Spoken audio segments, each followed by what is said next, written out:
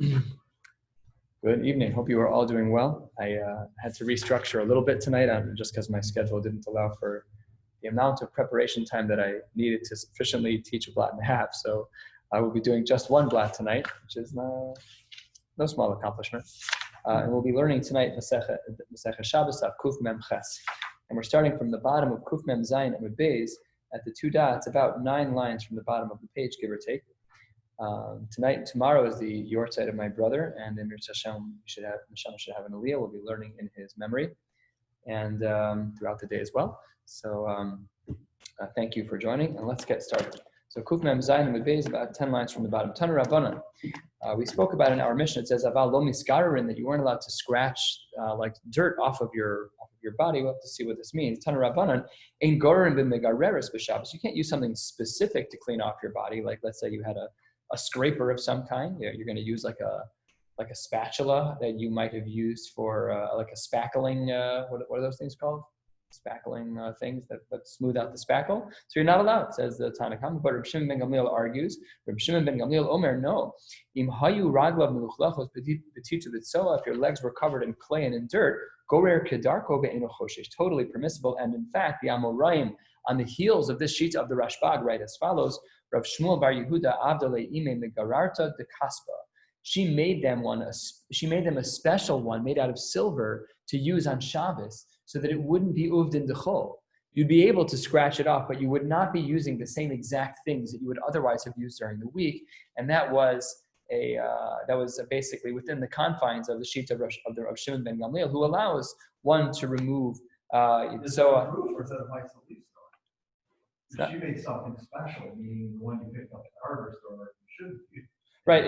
It's not a Maseches in regards to it's supporting Rabbi Shimon ben Gamliel. What do you mean? Oh, kedarko, gorer kedarko ve'eno choshesh. As if to say the one you picked up from the hardware store shouldn't be. No, I think kedarko. I thought kedarko meant barehanded. I didn't even think about that. But it seems like more proof. I agree. Yeah. Does Rashi say one way or the other? Not sure why it's proof. Which Rashi would it be? Earlier, Bissam, earlier. Yeah, Megirasa, yeah, just the Shabbos. Megareres, Rashi says, ve'adam megarerba. So that is the language of, in b'megareres, ve'adam, it's barehanded, seemingly. Nope, you are correct. Rashi says in the Hagos V'Tzionim, that it's min masrek, it's some type of comb that you're using, asui like the kirtzuf. And here you're correct that when the Amoraim are coming along, they're not supporting Rav Shimon ben Gamliel. They're saying that there may be a concern if you do it kedarko, and therefore one should make sure that they avoid uvdin dechol by making a megarar to the kaspa. I think that sounds more correct. Thank you. So the Gemara says 6 lines from the bottom, ein yorden lekordima. We said this was a body of water. My time mishum pika, because it's very slippery and you might fall in and then violate schita when you have to squeeze out your clothes. There are other Rishonim not on the page that speak about other things, about being matriach, other people. Like if you fall in, you're going to make other people have to come get you because it was very slippery apparently at the bottom. So different things, but it was slippery basically, and it led to, according to the Rishonim, a variety of possibilities. You're not allowed to make a medication that causes someone to throw up if they needed to. So this Gemara is very interesting. Amar Rabba bar Barchana, Amar Rav Yochanan lo shanu ela b'sam. This is only true in regards to a medication. Aval b'yad mutter. A person's allowed to induce vomiting barehanded. Now we're not talking about bulimia nervosa, eating disorders here. That of course is medical issues. Those things should not be done if avoided. They need help. It's not stam that people have those challenges. This Gemara is not sanctioning that when it says aval b'yad mutter. And in fact, Tanya Rav Nechemia Omer. There's an Isser Derabanan seemingly of Baltashchis if you were to force vomiting during the week for no good reason. Now, if you're sick, Pashut, it's allowed. But if you're not sick and you're just doing it because you want to lose a couple pounds, so that L'chora is Baltashchis. And Rashi here points out that the reason why it's problematic is because Rashi says, Mipnei Hefsed Ochlan, about 8 lines from the bottom of the Rashi, Sheba Me'av, Mitoch Kachu Roi V'chozer V'ochel, the fact that it forces you to eat another meal is the horaya, that's baltashchis, says Rashi, and therefore, unless there is a need, one is not allowed to induce vomiting even without medication, even just by poking the back of the throat, whatever works to make people throw up. Ve'ein ma'atzvin es hakatan. This is something we learned earlier in the Masechta, that you're not allowed to straighten out the limbs of a newborn. Amar Rabba bar bar Chana, Amar Rav Yochanan lefufe yenuka b'Shabbos shafir dami. That one is allowed to kind of wrap up a baby's limbs to make sure they stay straight, no problem. I v'ha'onan tnan, our Mishnah said ein ma'atzvin. Now Hasam, in our Mishnah, when we said that it is Aser, that's bechomre shidra de mechse kibone. That's if the spine is not straight. There are vertebrae that are jutting out. Sounds very painful, but in a baby, maybe it's a little more normal. I don't know. Could be either way. I don't know. But there, it's mechse kibone. It's a wild idea. Whoever would have thought that there was bona in a human being. So Rashi here says to point out this is not a newborn. 5 lines from the bottom of the page. Dibur hamaskil bechomre shedra chulios shel shidra shenisparka achas mehen. It's the vertebrae in the spine, and one of them has deviated. It's not from when they're born; it's from when they're a little bit older. You would be allowed to do it on Shabbos. That would be permissible, but this is not allowed on Shabbos at all, and that's talking about a child who's older who has some spinal issues. One is not allowed to realign broken bones. When I was training to be an EMT, we learned about femur fractures, which are very severe. The bones are very thick. If you have a femur fracture, you're already in bad shape. So we had these traction devices that would put tension on the leg to allow you to realign them. So that's much more intensive, obviously. And on Shabbos, it's pikuach nefashos. We'll see that we don't paskin like this Mishnah that says that we're not allowed to do this. And right out of the gates here, bottom line, Amar Rabbi Chana Bigad Ta Amar Shmuel. He says, halacha, turning to the top of Kuf Mem Ches Amud Aleph, halacha, machzirin es hashever. We don't paskin like this Mishnah. Rabba bar bar Chana ikla lepumpadisa, lo all lepirke de Rabbi Yehuda. Rabba bar bar Chana, he was in Pumpadisa, but he ditched the shir that day. He did not go to the shir of Rabbi Yehuda. But Rabbi Yehuda wanted him there because he was a sharp Talmud Chacham and he knew a lot of Torah and he was coming from another place. So Shadre la'ada daila, he sent Ada, his servant, to go get Rabba bar bar Chana to come to shir. Amar le, he said to his servant Ada, zil garbe, take his coat.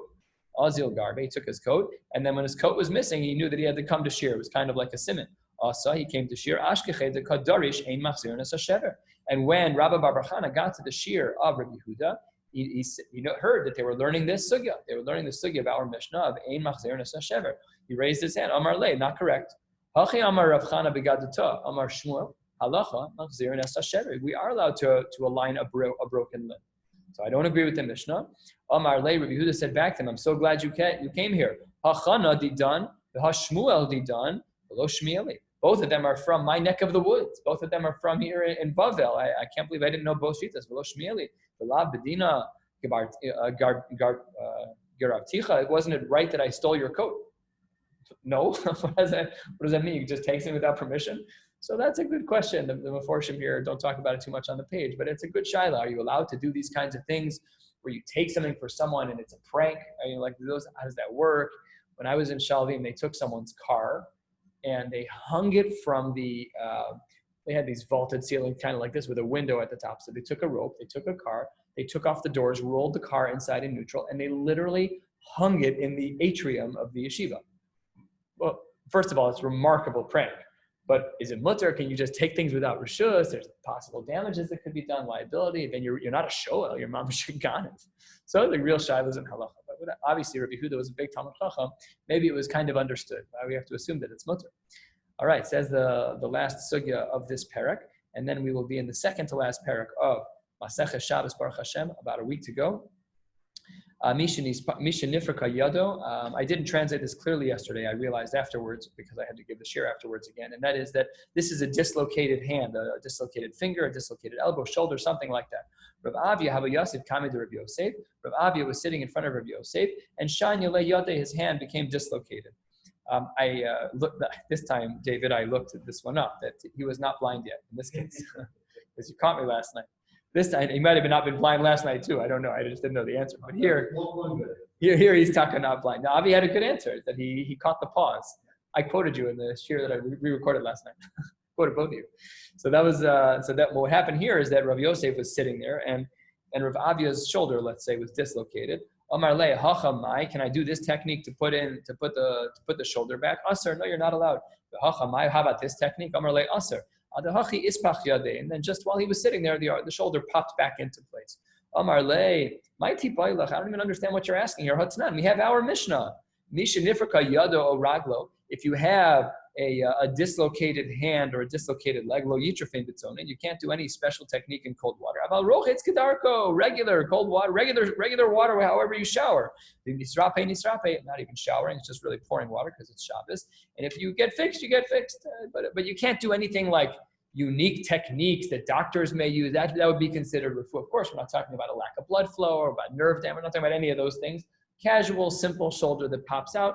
Let's say there's a person for whom this happens to them often, and they want to correct it. Does that work? That's a good shiloh, because it's back and forth. We have these shilohs by makeh b'patish. If the top of your garbage can, which has a hinge, constantly falls off, then it's not makeh b'patish to put it back. It's going to come off again tomorrow when somebody throws something into the garbage from 8 feet away. It's going to pop off. So does that apply here too? Shilohs to be asked again. Amar le, but wait a minute. We just learned in the previous sugya that when it said ein machzir nes hashever, that wasn't correct in our Mishnah because so I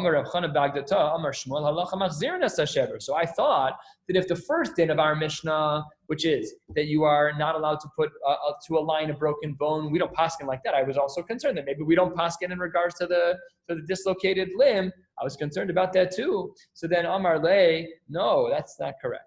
Hulu bechada mechita mechitanu, were both of these things put in the same shovel, literally, where they all scooped together. These dinim were all taught in isolation. Rabbi Yehuda Nasi collected them and put them into the Mishnahs that we know of.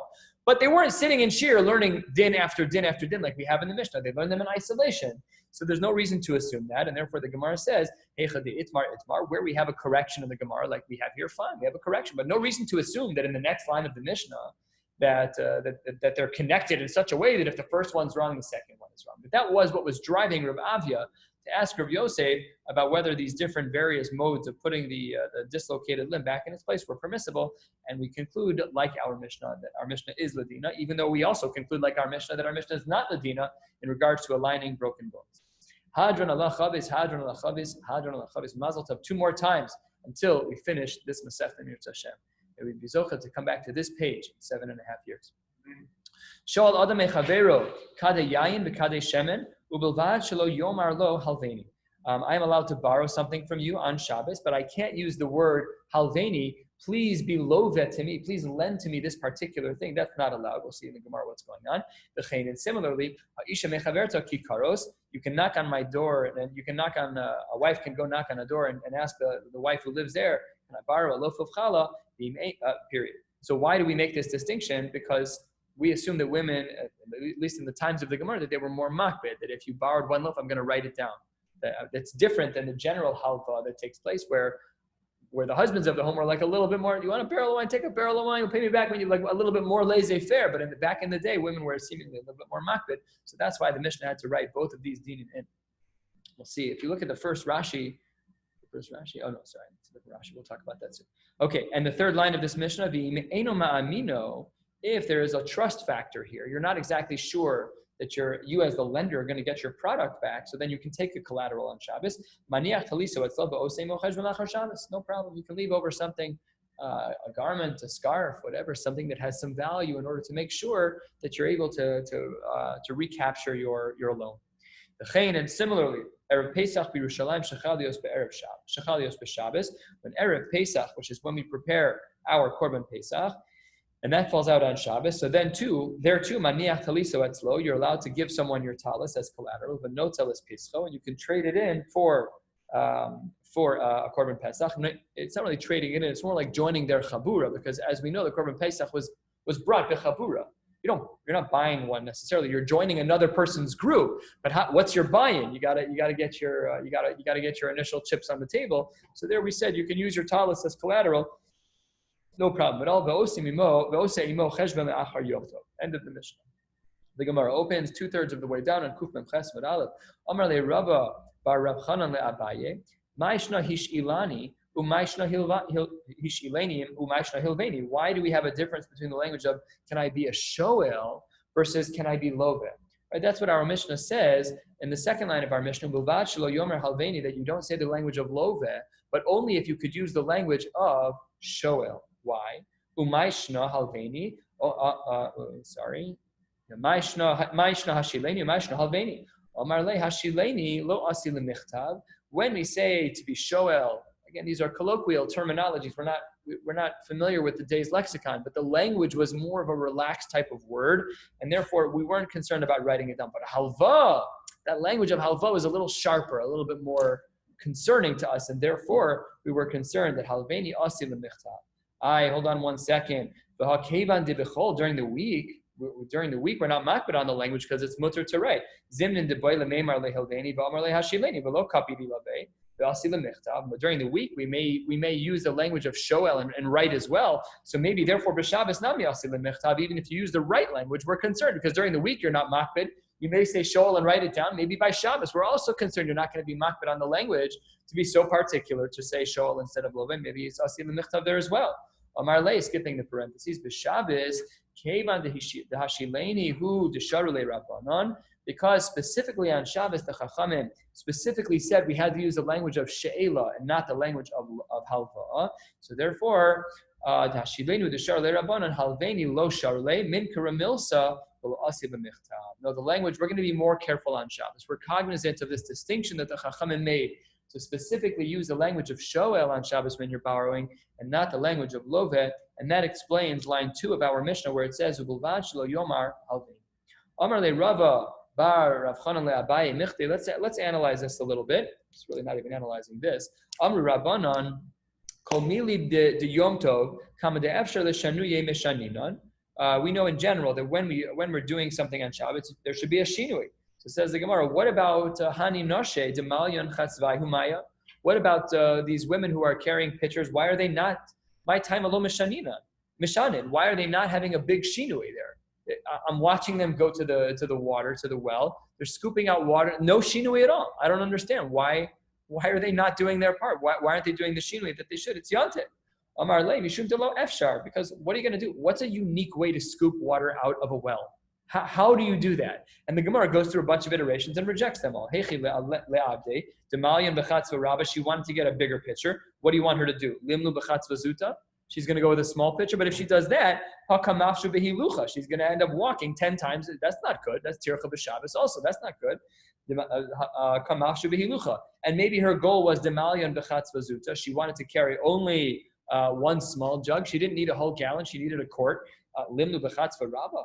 Kamafshu b'masud, and she's carrying more. That's not a good sheenui. Turning to the top of Kuf Mem Ches Days, Nifro Sudra. Maybe we should put a cover on it of a cloth. Well, if you do that, then Asi Lide Schita. What good have you done by making a sheenui here? That's not helpful. It might lead to other problems. Nichsie b'nichtama. You should have a regular classical cover. And what we normally have on our covers is, let's say, a hinge of some kind. They would have rope that would run through the cover, either stitched on in some way or through a bunch of holes between the kli and the cap that would run through them all, whatever it was. We were concerned about that rope. Zimnin demifsik basi lemiktere. The miktere in Aramaic is like kosher. Tuf and shin in Aramaic are interchangeable. So we were concerned that you'd end up retying it. Hilkach lo efshar. So you're right. The derech klal, we assume that there should be sheenui, but sometimes you can't control it. So what are you supposed to do? So what ended up happening was that these women didn't have to be mishanim. It's fine. If there's no way to do a sheenui, then there's no way to do a sheenui. I understand you got to take something off the table. You can do something kalachar, yeah. You can hold something funny like the back of your hands instead of your index finger or pinky. You come up with weird things. You can kick it. But what are you supposed to do with a pitcher? So this is just one example, but of course it applies across the boards where the sheenui cannot be done. There's no obligation. Third line, Kuf Mem Ches Mem Beis. Rabba bar Rav Chanan le'Abaye Tanan. Famous Mishnah from Maseches Beita. Tanan. Oh, I forgot the Mishnah brew. Tanan, the Mishnah writes. Lo misapkin, v'lo matpichin, v'lo matapchin, v'lo miraktin. We're not allowed to clap, and we're not allowed to bang, and we're not allowed to dance. But Yom Tov, wait a minute. That Mishnah Beitza stood true. V'kachazinan de'avdin, v'lo amrinan luhu, v'lo midin. Nobody said anything to them. Why not? So the Gemara says, if your concern is that we should have said something, well, then hold on one second. We learned this already.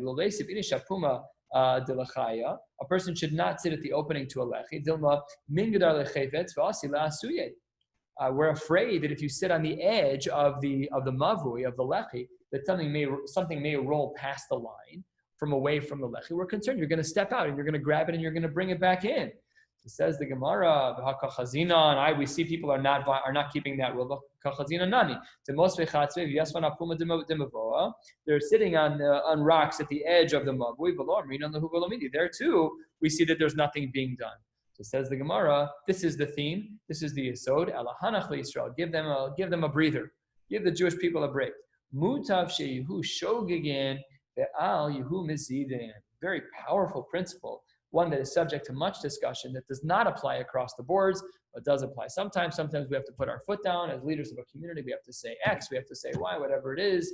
I remember Rabbi Robinson many months ago when we were actually in shul regularly would make a comment about coffee cups, a crime that I violated many times. He gave a shir on it on Shabbos morning about whether or not it's mutter, can you drink during davening, after Baruch Shema, before hearing Kiddush, a whole bunch of shilas. So there he could have said mutter shogun ve'altimid. No, he had to make a decision. So he put his foot down and he said something. So that doesn't always apply, but clearly it applies in these cases. Savar mina, you might have even thought that these cases, Savar mina, hanimili b'derabanan aval b'doraisa lo. You might have thought havamina that when do we say mutav shu shogun ve'al yumazidin? That's only true by dini derabanan and not doraisa. That's not true. Belohi lo shna b'derabanan velo shna b'doraisa. How do we know?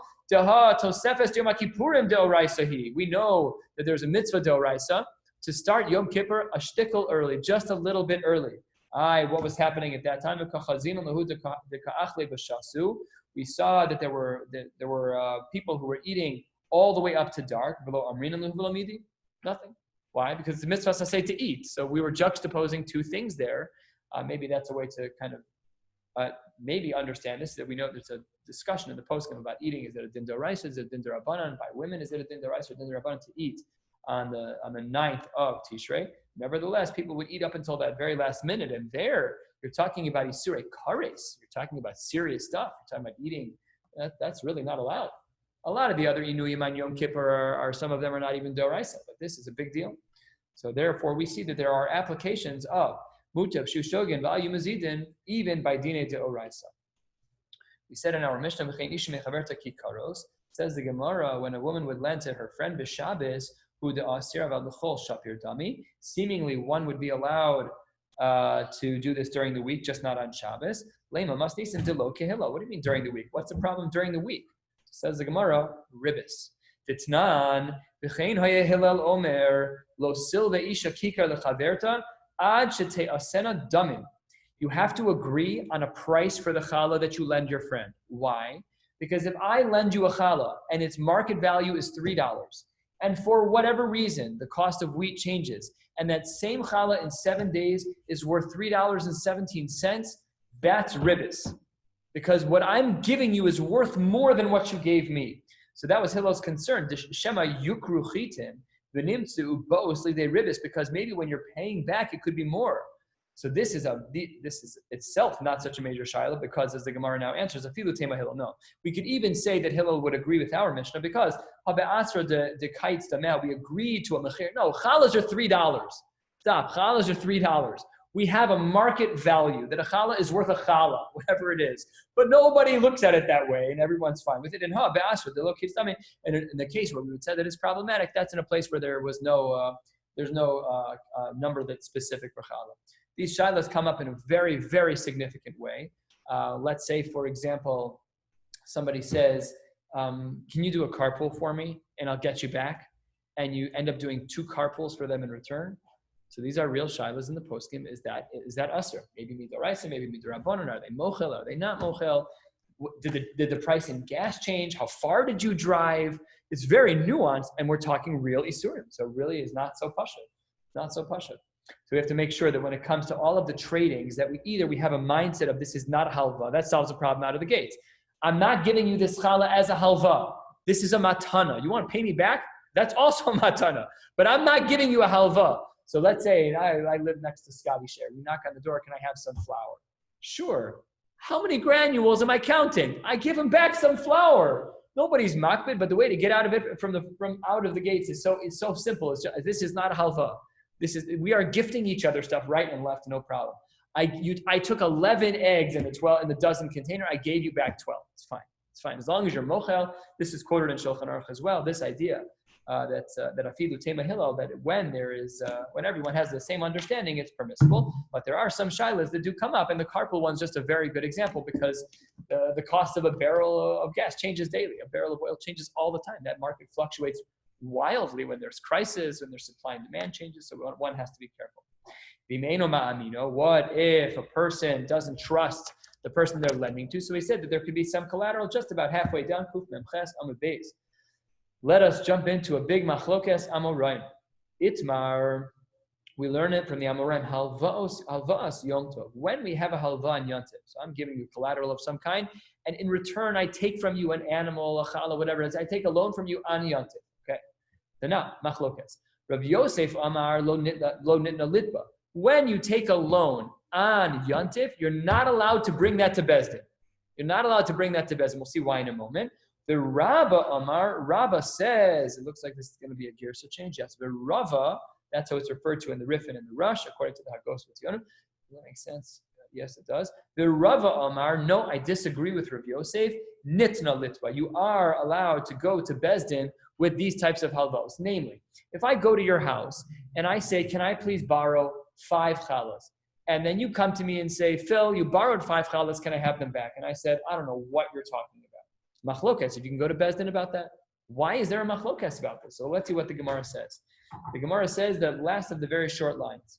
Rabbi Yosef Amar, lo nitna litba. You're not allowed to take these cases to Bezdin because the Yamris nitna litba, if we do allow these cases to be brought in Bezdin, asi lemichtav, we're afraid that you may start writing down what you lent because you need a paper trail of what you lent, and you write it in front of the guy. Phil borrowed 5 challahs, nitna litba. So therefore, we're concerned that we're not going to say the Yamris nitna litba asi lemichtav. And Rabba or Rabba, whoever it is, we don't know. Rabba Omar nitna litba. We do say that you can claim it in Bezdin, this loan from Yantiv. Why? Why does he want to make sure that you can claim this in Bezdin? Is to make sure of the following: the amris lo nitna, because if the lender doesn't have the confidence that he can go into Bezdin and make a taina and say Phil borrowed and didn't pay back, so if he doesn't do that, then asi li'inuye misimchas Yantiv. Beautiful idea. He says, no, when we do these halvos on Yontif, we have to make sure that you can make a claim in Bezdin, because otherwise people won't lend things out. Can I borrow your chairs? A common practice. I've done that from Avi Stein. I've done that from other people also. We borrow chairs. We do it all the time. I forgot how many chairs you borrowed. Your chairs look like my chairs, right? I forgot to write my name on them. They all look the same. These are all really good shilas that run into serious isurim. So this was the concern that Rabba had. That if we don't allow for halvas yom tov to be toveya, to be nitzvah in Bezdin, the concern is that it will be a monea from simchas yom tov. Now we're going to analyze which of these shitas is correct. Rav Yosef, who says that halvas yom tov is lo nitna litva, versus Rabba who does say that it's nitva in Bezdin. Tanan, first question. Im eino ma'amino, if we don't trust the person, what did we say? Maniach taliso etzlo. What do you need collateral for? I understand.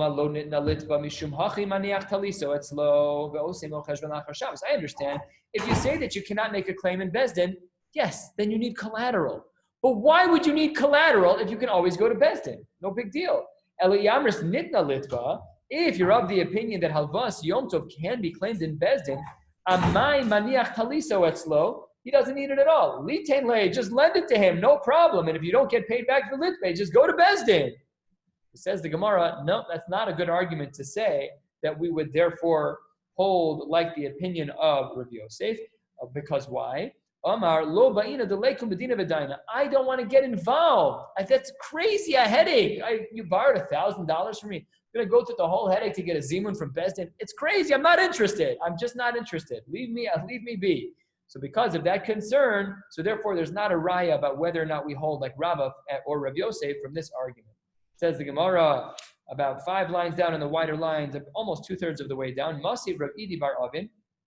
Very subtle, nuanced question. One that doesn't even apply nowadays, as we'll see shortly. We know that nowadays that Rosh Hashanah is a Yom HaArichta on Aleph and Beis Tishrei.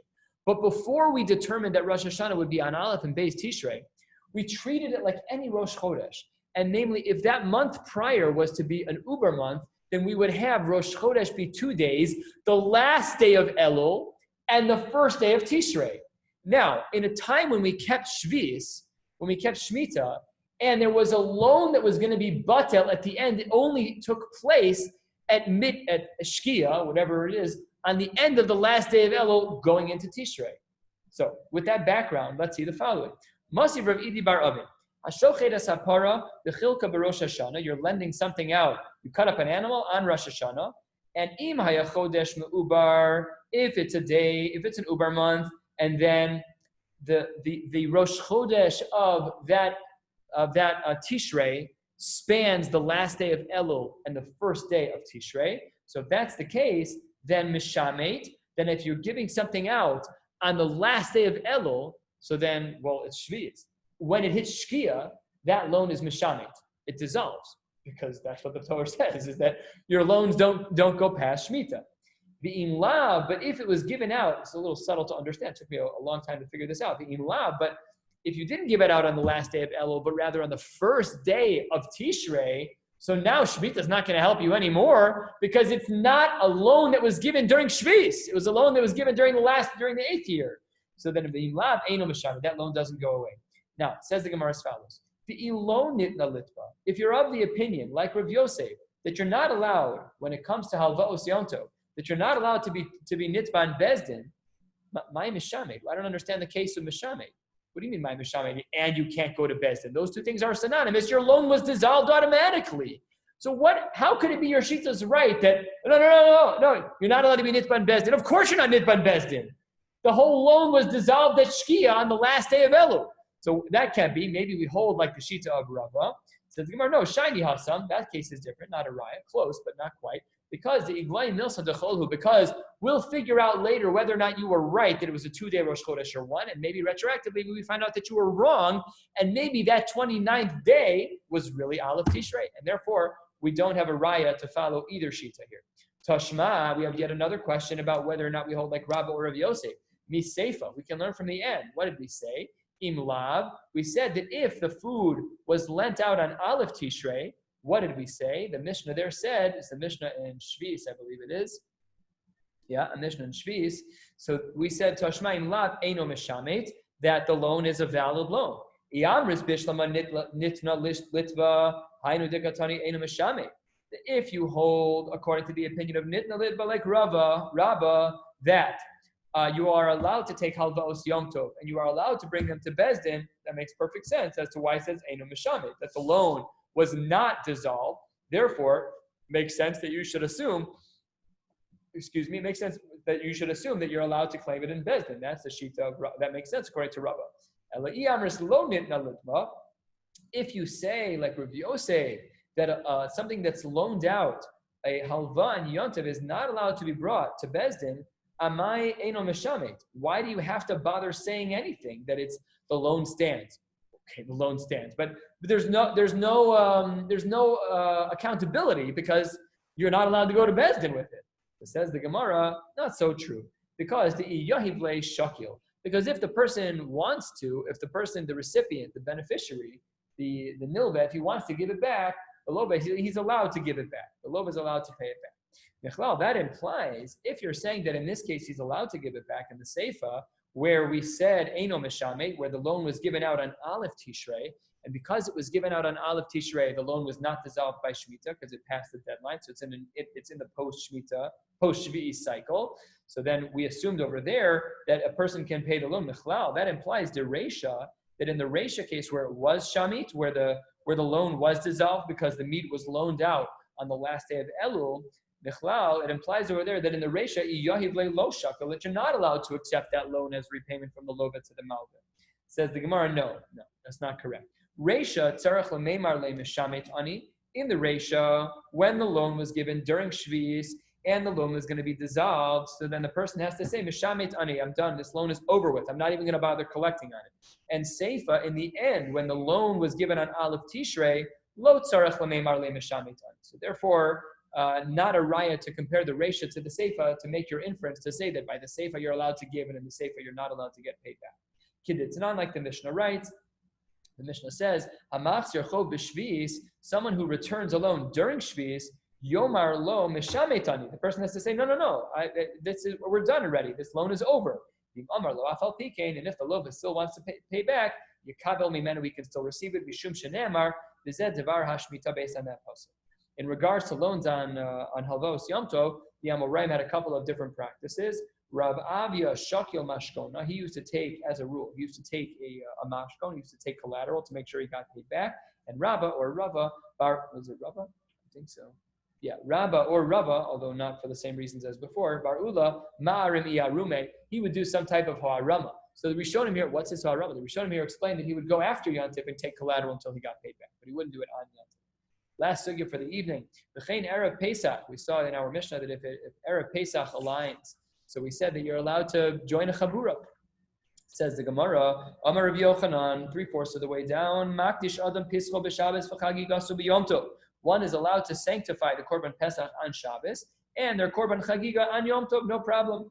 Nema, maybe we should say that Rav Yochanan can be supported by our Mishnah. Nema, Misayeh alei our Mishnah, V'chein, Erev Pesach b'Yerushalayim shechalios b'Shabbos maniach taliso etzlo, v'notel es pischo, v'oseh imo cheshbon lachar Yom Tov.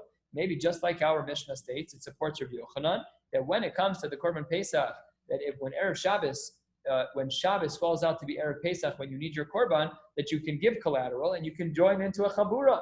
Maybe this is a raya for Rav Yochanan. Says the Gemara, no, it is not. And what is our Mishnah talking about? Rav Yochanan is taking it even further. Our Mishnah is talking about b'memane acherim imo, where you're already kind of sort of part of a Chabura, al pischo, demeikara mikdash v'koy. No. You're just joining a chabura, but it's not actually being makdish. Rav Yochanan saying further that you can even be makdish. You can take a new status.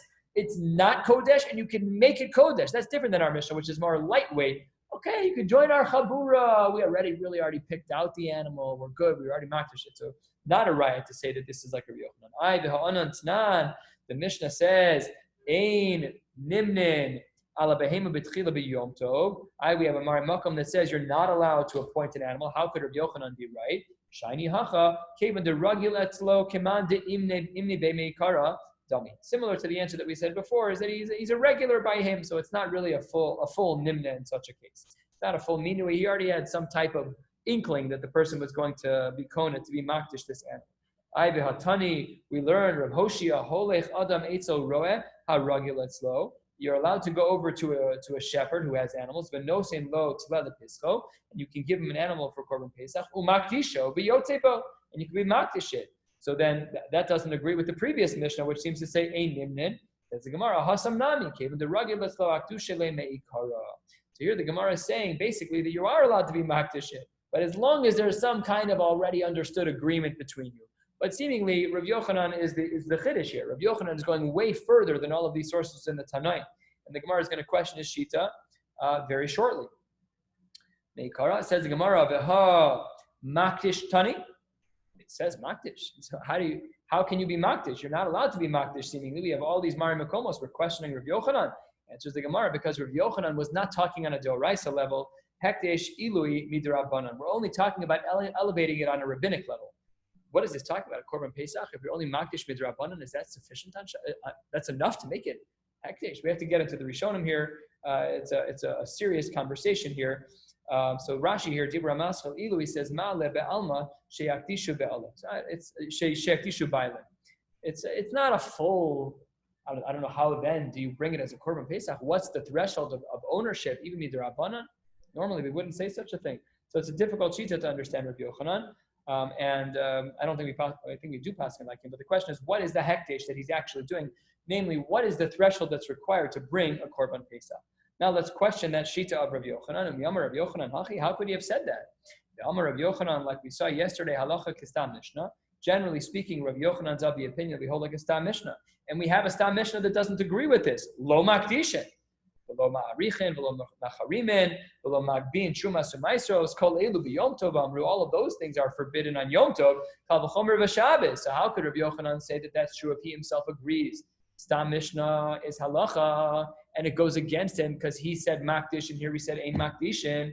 Lo kashya, kan b'chovo shekavu lehen zman, kan b'chovo she'ein kavu lehen zman. When did this Mishnah that we just saw 6 lines from the bottom, lo makdish, in that Mishnah, that's only true when the mitzvos that you're doing, when the actions that you're doing are not kavua bizman. But the korban pesach is kavua bizman. So there, Rabbi Yochanan took it the extra mile, and he would then allow for one to be makdish, as we saw in the beginning of this Gemara, to be makdish an animal even for a korban pesach, albeit midrabbanan. We'll stop here for the night and pick up at the next Mishnah, and then tomorrow night we'll learn Kuf Mem Tes Mirz Hashem and Kuf Nun Amud Aleph. We'll be finishing the Maseches Mirz Hashem on Monday night. We'll move on to Erev. Wishing you all a beautiful night.